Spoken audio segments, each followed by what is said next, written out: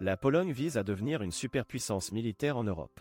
Le récent défilé militaire en Pologne à Varsovie envoie un message fort à la Russie. La construction militaire annoncée par le pays a le potentiel de le positionner en tant que puissance militaire la plus forte en Europe. Le 15 août, la Pologne a organisé son plus grand défilé militaire en plusieurs décennies. Cette date revêt une importance historique significative, commémorant le « miracle sur la Vistule » en 1920 lorsque les troupes polonaises ont stoppé l'avancée de l'armée rouge aux abords de Varsovie. Le défilé de cette année a surpassé tous les précédents, mettant en vedette 200 unités militaires polonaises et étrangères, 92 avions et 2000 soldats. Le défilé a présenté certaines des dernières technologies militaires polonaises, notamment des chars M1 Abrams des États-Unis, des chars K2 de Corée du Sud, des canons automoteurs, des lance-roquettes HIMARS et des systèmes de défense antimissiles Patriot. Les experts soulignent que cette impressionnante démonstration de puissance est un message adressé à la Russie et à la Biélorussie, compte tenu de la proximité de la Pologne avec ces deux pays. Le président Andrzej Duda a mis en avant l'importance de la frontière orientale de la Pologne pour l'Union européenne et l'OTAN, la déclarant élément clé des intérêts nationaux de la Pologne. De plus, il a annoncé un budget de défense record, indiquant que la taille de l'armée doublerait presque. Actuellement, la Pologne compte 172 500 militaires en activité, dont des milliers dans des unités volontaires au sein de l'armée de l'intérieur. Dans les années à venir, ce chiffre devrait atteindre 300 000, y compris les unités de l'armée de l'intérieur. Pour faire face aux préoccupations croissantes concernant la présence du groupe de mercenaires russes Wagner en Biélorussie, la Pologne a récemment annoncé le déploiement de milliers de soldats supplémentaires à sa frontière orientale.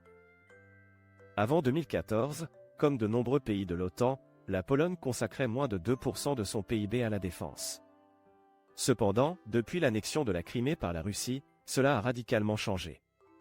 Selon les rapports officiels de l'OTAN, les dépenses de défense de la Pologne atteindront 4% de son PIB d'ici 2023, en faisant le pays qui investit le plus dans son armée, surpassant même les États-Unis.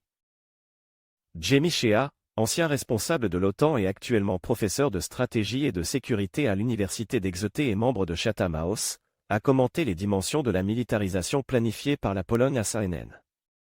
Si la Pologne reste sur la voie de ses différents plans d'approvisionnement, Shea prédit qu'elle deviendra la superpuissance militaire européenne au sein de l'UE et de l'OTAN. Il a également ajouté qu'avec l'achat de chars Abrams, de chars K2 et la modernisation de leur flotte existante, la Pologne possédera plus de chars que la France, l'Allemagne, l'Italie et le Royaume-Uni réunis. La Pologne est devenue un allié précieux pour l'Ukraine, car elle sert de principale voie de transport de biens militaires occidentaux et d'autres fournitures à destination de l'Ukraine. Le pays joue un rôle central dans les efforts occidentaux pour soutenir l'Ukraine, accueillant une part importante de l'entraînement des soldats ukrainiens et établissant des ateliers de réparation pour les chars Léopard. De plus, de nombreux soldats ukrainiens blessés reçoivent un traitement dans les hôpitaux polonais et la Pologne a accueilli 1,6 million de réfugiés ukrainiens, selon les Nations Unies. Cependant, si la Pologne et la plupart des autres États membres de l'UE affichent un front uni concernant le conflit en Ukraine, des tensions politiques apparaissent ailleurs. Le parti au pouvoir en Pologne, Droit et Justice, PiS, a été critiqué pour avoir sapé l'état de droit et exercé une influence politique sur le pouvoir judiciaire. L'UE a retenu des milliards de financements en raison de nombreuses violations du droit de l'UE, et la Cour de justice de l'Union européenne a statué que la réforme judiciaire du gouvernement PiS contrevenait aux droits de l'UE.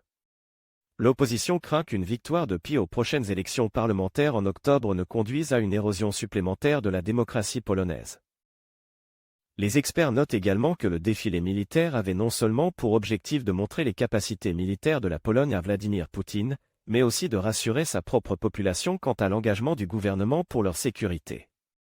La question de la sécurité revêt une importance considérable aux côtés de l'économie et du niveau de vie, notamment compte tenu du conflit en cours à la frontière de la Pologne.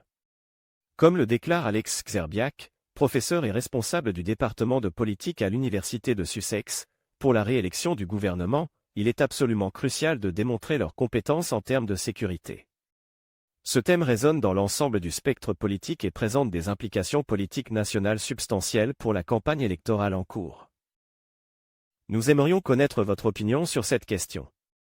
N'hésitez pas à partager votre avis dans les commentaires ci-dessous. N'oubliez pas de vous abonner à notre chaîne YouTube et de partager cette vidéo sur les réseaux sociaux avec d'autres.